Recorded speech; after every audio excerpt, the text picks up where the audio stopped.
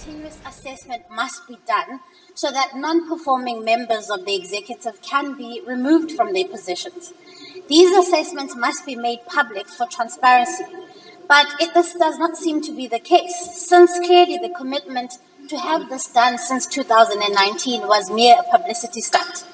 In addition to this, the key functions, as you stated, as the Deputy President and the President, you are to lead the country in the interests of national unity in accordance with the Constitution and the law.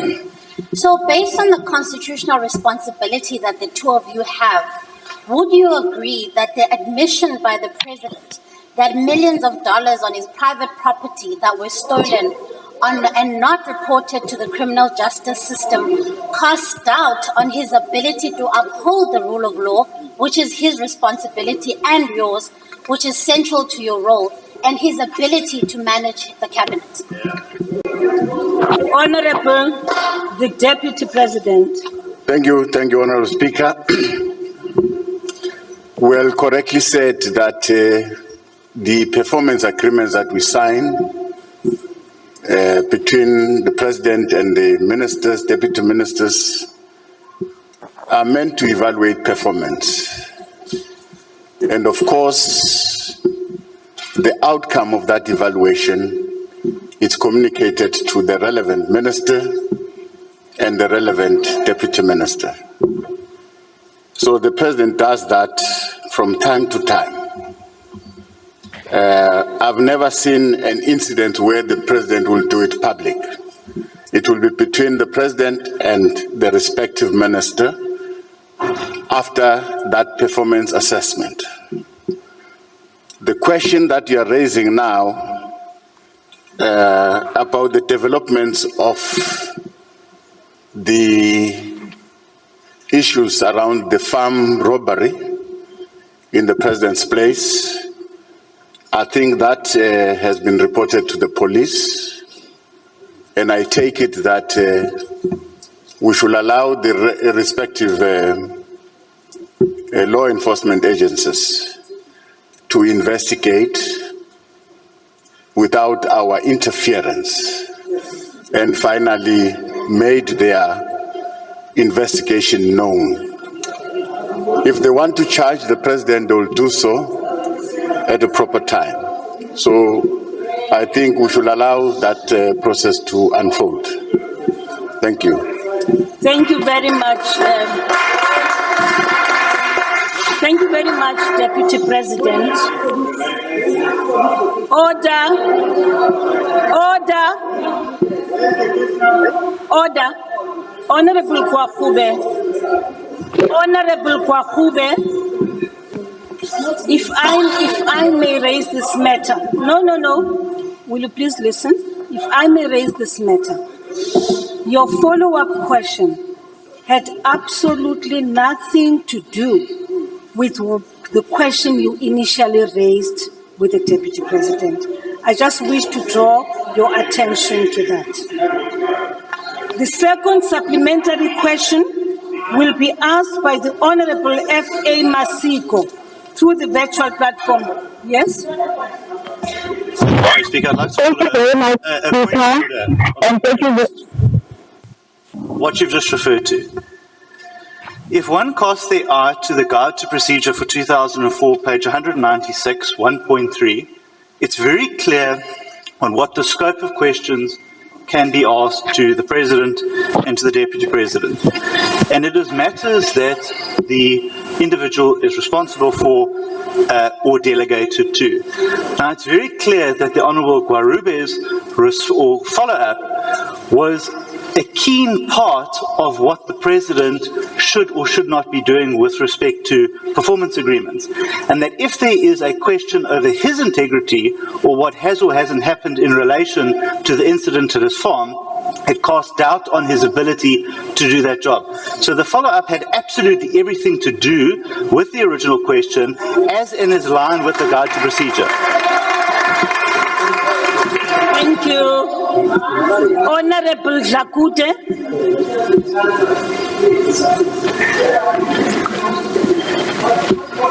Thank you very much, Honorable Speaker. Honorable Speaker, The rules of the House are clear. A follow-up question must come out from the original question. So we cannot, as these members of parliament, sneak in something that is not on the original question. So the honorable member knows the rules better. She's the deputy chief whip of the opposition, so we cannot be opportunistic about bringing other things that are not necessarily in that question. Thank you very much. Thank you very much, Honorable. Honorable member, will you please take your seat? I did not recognize you. Take your seat. I have not recognized you. Will you please now lower your hand as I address you? Rule 142(6) says a supplementary question must arise directly from the original question and the reply given thereto, and may not constitute a new question. That is the rule, and I close that matter. Now, the Honorable, the Deputy President.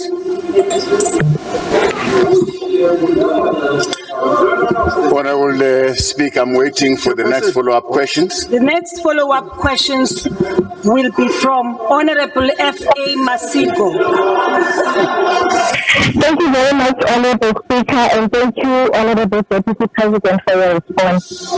Deputy President, in line with the Constitution of the Republic, the President has assigned the Deputy President delegated responsibilities for 2019-2024 term of government. This mainly includes providing political leadership as well as to ensure coordination. How does the Deputy President ensure that the institutions which are part of his delegated responsibilities implement their programs in accordance with their mandate? Thank you very much, Honorable Speaker. The Honorable, the Deputy President. Thank you, Honorable Speaker. I think the Honorable Member will appreciate the fact that all the institutions and the structures that we are coordinating, they've got their own terms of reference in terms of what they must do, what they must perform. Ours, as the Office of the Deputy President, is just to coordinate the activities so that we achieve the desired goals speedily and ensure that there's effective service delivery from time to time. And after doing our work of coordinating the different departments and institutions, we report back to Cabinet about our activities. Thank you very much. The third supplementary question will be asked by the Honorable OMC Mautwe through the virtual platform. Thank you, Speaker. It's Mim Khalifi on behalf of Mautwe. Proceed. Deputy President, while the Constitution indicates that the functions of the Deputy President are determined by the President, Section 90 of the Constitution provides that should the President be unable to perform his duties for any reason, the Deputy President must be first in line to assume the responsibilities assigned to the President by the Constitution. Taking into account with the latest development of the difficult criminal clouds hanging over the President now, relating to allegations of money laundering, will you be ready to assume the responsibilities should he resign as provided for in the Constitution in relation to this criminal cloud hanging over the President's head? Will you attempt to convince him that staying in the office is not in the country's interest? Thank you very much, Speaker.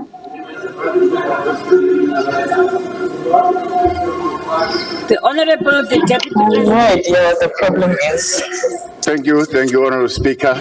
I don't think we have reached that point. I don't think we have reached any point that seeks to say the President must step down. All I know is that a case has been opened and we've allowed the different institutions of our country to investigate and make a determination.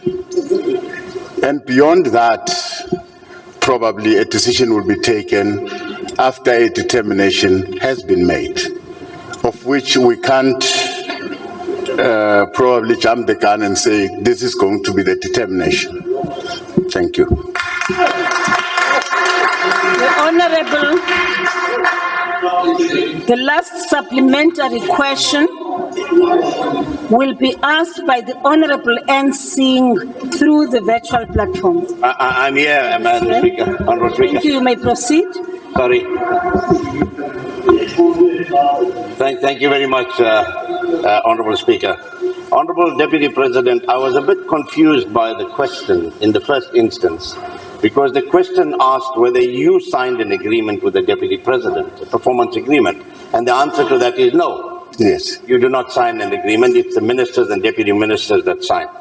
But being second in charge, Honourable Deputy President, I'm sure you must be aware of the methodology that's used to set performance targets for ministers and deputy ministers.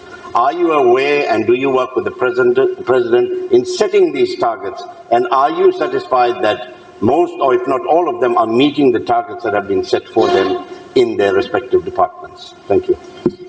Honorable the Deputy President. Thank you, Honourable Speaker. From where I'm sitting, I think I'm satisfied because I participate in all the processes. When the President is sitting, talking to individual ministers, I'm also present in that meeting. When the President is talking to individual deputy ministers, I also take part. So my duty is to support the President. So I'm quite aware of all the processes that we have put in place to set these performance agreements. Thank you very much. I thank you, Deputy President. We proceed. Question 8 has been asked by the Honorable K.R.J. Mishwe. Thank you, Honourable Speaker. The World Health Assembly agreed at the special session, which was held on the 29th to the 1st of December 2021, to start a process of developing and negotiating a treaty on pandemic prevention, preparedness, and response. To this end, an intergovernmental negotiating body was set up to lead the negotiation and drafting of the treaty, in consultation with various stakeholders, including member states and civil society organizations. Drawing on the lessons that we have learned from responding to the COVID-19 pandemic, the proposed global pandemic treaty will complement the international health regulations. To this end, the agreement will seek to outline the objectives and fundamental principles necessary for effective collective action to fight against pandemic, address gaps in the current legal framework, and clarify roles and responsibility of states and international organizations, among others. It is envisaged that this global treaty will, among others, enhance surveillance of pandemic risk and alerts, ensure uninterrupted health supplies and services, and effective research and innovation for timely development of vaccines, treatment, and diagnostics, ensure better response mechanisms and implementation, as well as restore trust in the international health system. Currently, the Intergovernmental Negotiating Body is conducting consultation with stakeholders to produce a working draft of the treaty, which is due to be considered at its meeting later this year. The 76th session of the World Health Assembly in 2023 will receive a progress report on the draft treaty with the plan for the treaty to be adopted in 2024. For South Africa, it is crucial that the treaty is anchored on human rights to ensure equitable access to various available medical solutions in order to improve the health and well-being of all our people, irregardless of their social standing and their geographical location. When it comes to international agreements, Section 231, subsection 1 of the Constitution is clear that the negotiation and signing of all international agreements is the responsibility of the National Executive. Parliament will have a role in the ratification of the treaty once concluded. As international agreements become law after being approved by a resolution in both the National Assembly and the National Council of Provinces. This means that international agreements become national law only upon ratification by Parliament. Therefore, in this regard, it goes without saying that the Minister of Health is enjoined by the Constitution to submit the treaty to Parliament for consideration and approval. Thank you, Honourable Speaker. The first supplementary question will be asked by the Honourable K.R.J. Mishwe from the Chamber. Thank you, Speaker and Deputy President. Public participation in lawmaking and agreements to any laws which are to be binding to citizens is a fundamental tenet of constitutional democracy that should never be ignored. Any law affecting a country and the right of citizens to self-determination should be subjected to public scrutiny and participation, as well as parliamentary debates, if constitutional democracy is to be preserved. The ACDP is grateful to the 47 African countries led by Botswana that refused to sign the amendments to the international health regulations this past week at the World Health Assembly in Geneva. My question to you, Deputy President, is whether after public participation, where opinions of citizens would have been solicited, you will ensure that a clear mandate is obtained from the National Assembly and given to the Health Minister and his officials not to sign the proposed amendments to the international health regulations, which, among others, would give additional powers to the World Health Organization. Your question, please, to the Deputy President. Question, please. Yeah. I'm reading the question now, Speaker. Yes, proceed. I said my question to the Deputy President is whether after public participation where opinions of citizens would have been solicited, he will ensure that a clear mandate is obtained from the National Assembly and given to the Health Minister and his officials not to sign the proposed amendments to the international health regulations, which, among others, would give additional powers to the World Health Organization to unilaterally decide to impose decisions on nations of the world, thereby undermining their sovereignty. Thank you very much, Honorable Mishwe. Thank you. The Honorable the Deputy President. Thank you very much, Honourable Speaker. I think I've answered the question. Honourable Musha, I said the Minister of Health is enjoined by the Constitution after all the consultation, the negotiations with stakeholders, to finally bring that report to Parliament for consideration and approval.